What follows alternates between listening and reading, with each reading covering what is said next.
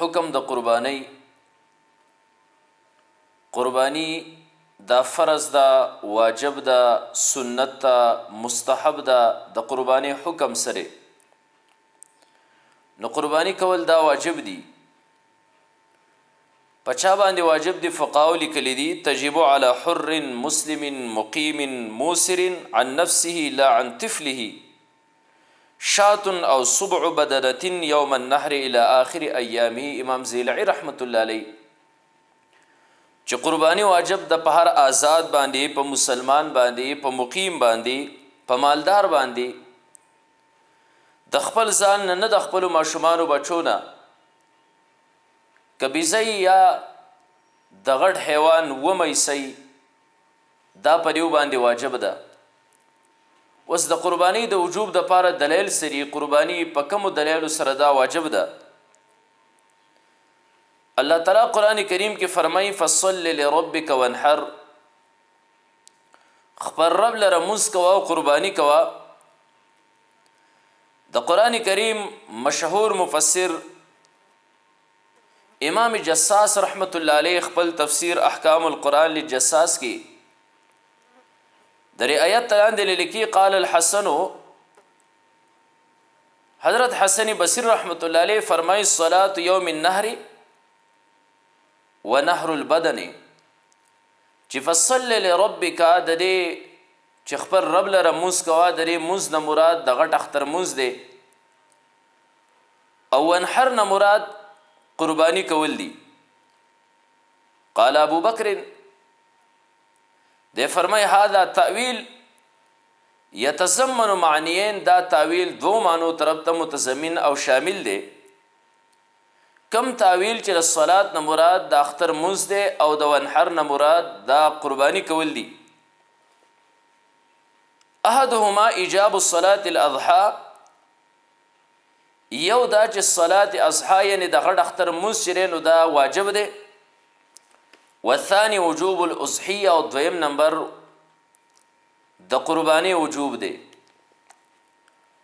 نو یو د اختر منز واجب او بل قربانی کول دا واجب شو. دغه شان د مشهور مفسر قاضی ثناء الله پانی پتی سے د خپل تفسیر مظهری کې د لیکي قال عکرمه وعطاء وقتاده امام عکرمه امام عطاء امام قتاده دیو فرمای فصل لربک صلاة العید یوم النهر ونحر ونهر النسک چې فصل لربک نه مراد دا صلاة عید دی یعنی د غټ اختر منز دی او د ونحر نه مراد قربانی ذبح کول دی.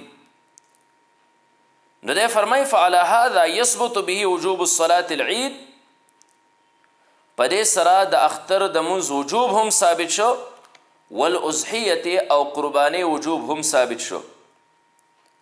نو حکم د قربانی دا شو چې قربانی کول دا واجب دی.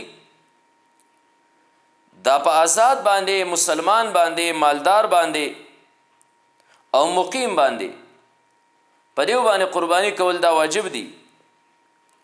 دا حضرت ابو هريره رضی الله تعالی عنہ روایت ہے فرمائی سنن ابن ماجه کی روایت ته د شانتی امام احمد بن حنبل رحمت الله علیه هم روایت راوړی دی او سنن کبرا د امام بیهقی رحمت الله علیه دی کوم روایت ته حضرت ابو هريره رضی الله تعالی عنہ فرمای ان رسول الله صلی الله علیه وسلم قال نبی علیہ الصلوۃ والسلام فرمایل من کان له ساعه یو انسان لره وسعتی فراخه در وسرسی ولم يضحي او د بیوم قربانی ونکی فلا يقربن مصلانا د زمغ عیدګاه ته د مز د پار نه رانځدي کی.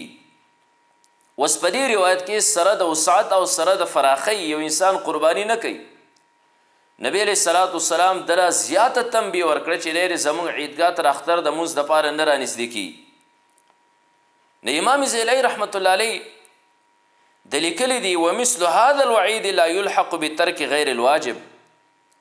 دا قسم وعید چې کوم دی دا په غیر د واجب د پرې خودونه نبی علیہ الصلوۃ والسلام داسې وعید نه ور کوي بلکې دا قسم وعیدات چې رسول الله مبارک ور کړی دي نو دای د وجوب په ترک باندې دا ورکړي نو د دینه معلومه دا شو چې قرباني کول دا واجب دي. نو حکم د قرباني دا شو چې قرباني کول دا واجب دي. د نبی علیہ الصلوۃ والسلام صحابي دی مخنف ابن سلیم رضی الله تعالی عنہ دے فرمای روایت سنن ابن ماجه او دا شان د سنن نسائی کې موجود دی د كنا وقوفا عند النبي صلی الله علیه وسلم بعرفه. موږ د نبی علیہ الصلوۃ والسلام سره عرفات کې ناستو. فقال رسول الله مبارک فرمایل یا ایها الناس اے خلکو ان على كل اهل بيت في كل عام اضحيه وعتيره چې په هر کور والو باندې په هر کال کې اضحيه او عتیره دا واجب ده. نو دلته اضحیه د قربانی د وجوب مسلوم ذکر شو او عتیره دا هم واجب د. عتیره څه ته وایي؟ عتیره به هغه قربانی ته وایي چې د جاهلیت په دور کې د رجب په میاشت کې خلکو د بت په نوم باندې کومه قربانی کوله.